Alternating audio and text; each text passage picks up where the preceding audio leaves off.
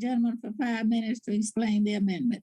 Thank you, Chairwoman Johnson. My amendment provides for critical reforms to this legislation by amending the Department of Energy EERE appropriation for demonstration projects to include hydrogen, nuclear, fossil energy technologies.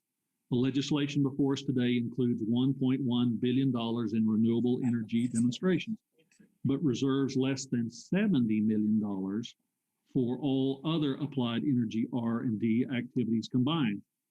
This narrow insistence on picking winners and losers is in direct conflict with the approach we took in last Congress, where we passed the Bipartisan Energy Act of 2020, the first comprehensive update of U.S. energy policy in 13 years. That landmark legislation takes an all-of-the-above energy approach, focusing on competition and innovative clean technology solutions across the U.S. energy portfolio. The Energy Act includes significant provisions for the demonstration of these next-generation energy technologies, which cover not only renewable energy resources, but also essential clean energy technologies like advanced nuclear and fossil energy. That broad-based, all-of-the-above approach is what's needed now. Let me be clear. I support strategic investment in the demonstration of early-stage renewable energy technologies. This work is a necessary component of our long-term clean energy plan.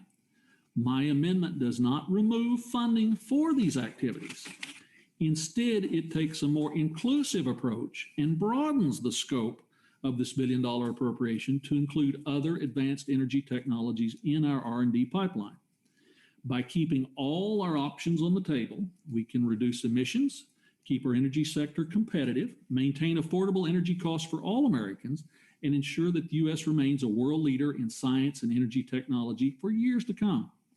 A reconciliation package that ignores the significant R&D needs of major portions of our clean energy portfolio has little to do with these goals.